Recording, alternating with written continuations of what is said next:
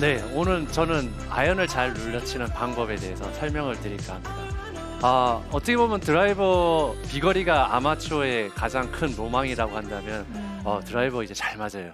잘 맞는데 아연을 치는데 세컨샷이 잘 안 맞고 바람이 분다든지 내가 원하는데 조금 더 정교하면서도 거리를 가지고 있는 아이언샷을 치기 위해서는 당연히 눌러칠 줄 알아야 됩니다. 그런데 아마추어 골퍼분들이 약간 이런 거에 좀 헷갈려 하시는 것 같아요. 그래서 뭐 좀 간략하게 이야기를 한다 그러면 우리가 클럽 길이에 따라서 우리가 하는 스윙이라든지 양이라든지 크기는 조금씩 달라질 수밖에 없어요. 네. 그런데 드라이버가 너무 잘 맞아요. 근데 아연이 안 맞아요, 프로님. 맞아요. 그래서 아연을 다시 이렇게 맞게끔 해드리면 프로님 아연은 잘 맞았는데 다시 드라이버가 안 맞습니다라고 이야기를 하시는데 그걸 이제 같은 메커니즘으로 보시고 이제 같은 스윙을 뭐 똑같이는 하지 않겠지만 드라이버 치듯이 이게 뭐 모든 그 골프 스윙의 다 답이야라고 생각하시는 분들이 있으세요. 그러면 다 다르게 치냐? 꼭 그런 건 아닙니다. 그렇지만 약간 그 길이에 따른 스윙의 크기의 차이는 분명히 있다라는 거죠. 그래서 그러한 부분들이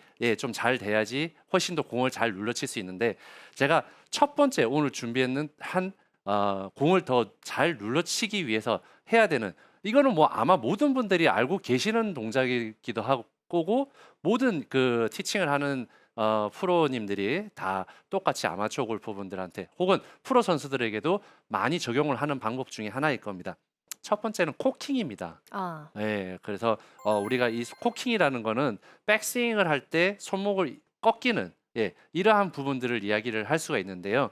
백스윙을 백스윙이 올라갔을 때 꺾는 게 눌러치는 거랑 뭐가 그렇게 큰 뭐 다른 게 있지? 굳이 내가 코킹을 하지 않아도 코킹 없이 올라갔다고 하더라도 들어올 때 내가 코킹을 만들게 되면 얼마든지 공을 눌러칠 수 있는데 왜 올라갈 때 굳이 꺾어야 되지라고 아마 생각하시는 분들이 계실 거예요. 근데 이 코킹이라는 거에 물론 포인트가 있기도 하지만 우리가 이 스윙을 했었을 때 백스윙에서 우리가 전환하는 골프의 스윙이라는 거는 백스윙에서 올라갔다가 다음에 전환하는 동작이 굉장히 좀 자연스럽고 부드러워야지만이 내가 다음에 원하는 샷을 만들어 줄 수가 있다라는 거죠. 그래서 네.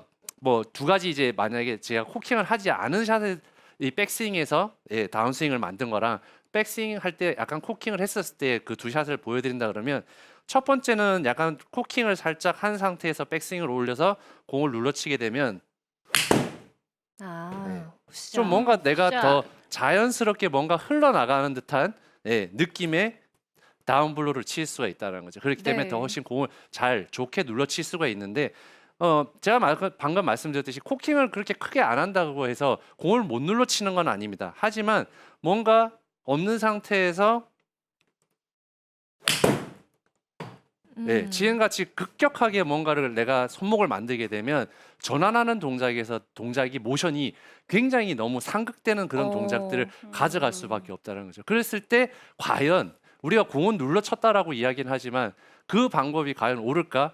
근데 그렇게 해서 눌러쳤을 때 과연 방향이라든지 거리라든지 이런 부분들이 옳게 좋은 방법으로 내가 그 공을 눌러쳤을 때 결과가 좋았을까라는 걸 생각해 보신다 그러면 뭐 제가 답을 안 드려도 다 모든 분들이 당연히 뭔가 스무스하게 물 흐르듯이 흘러나가면서 공을 치는 게 훨씬 더 좋다라는 걸 느끼실 겁니다. 제가 다시 한 번만 코킹을 한번 가볍게 백스윙 할 때 내가 꺾어주면서 모양을 살짝 만들어주고 그 이후에 백스윙 할 때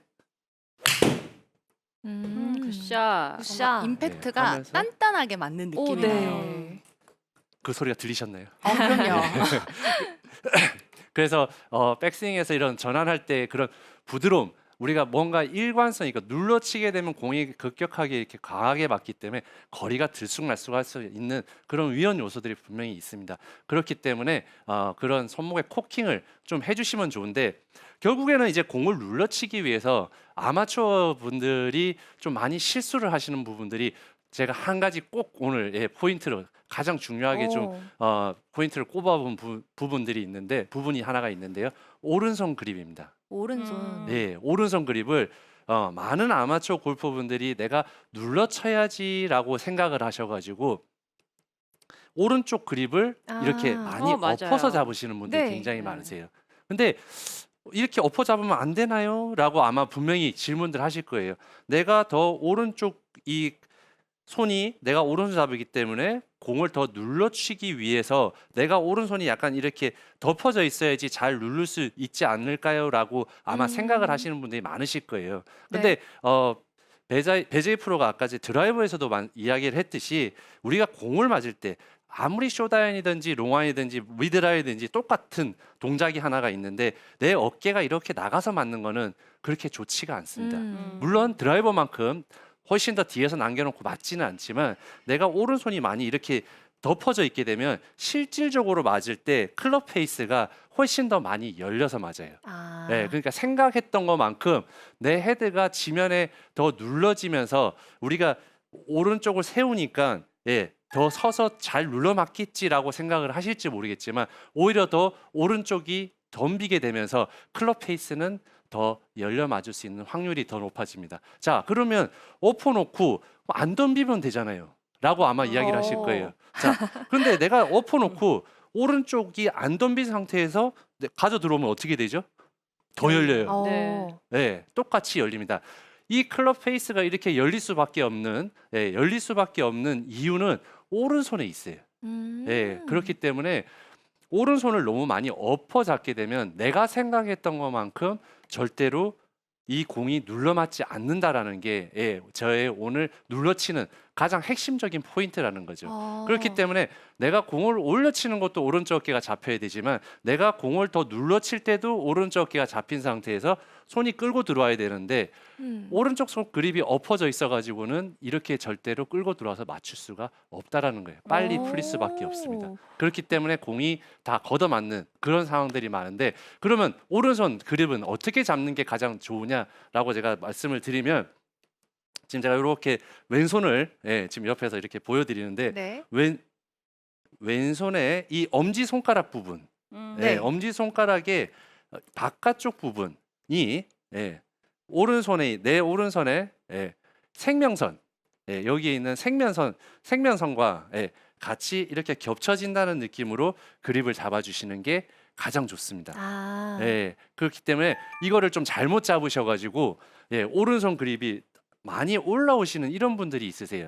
맞죠. 그러면 지금 이제 안에서 제가 보여드리겠지만 그립이 이렇게 떠버리는 경우가 많이 있습니다. 이렇게 오른손이 공간이 있어서 뜨게 된다 그러면 절대 내가 제대로 된 클럽 페이스의 면으로 눌러칠 수가 없다라는 거죠. 그렇기 때문에 오른손 그립을 왼손의 이 옆부분과 오른손의 생명선의 부분을 일치해서 우리가 이 파여진 홈에 딱 맞물리도록 해서 오른손 그립을 잡아주신다 그러면 훨씬 더 좋은 모양으로 눌러칠 수 있는데 큰 도움이 되신다는 것을 꼭 기억을 해주셨으면 좋겠습니다.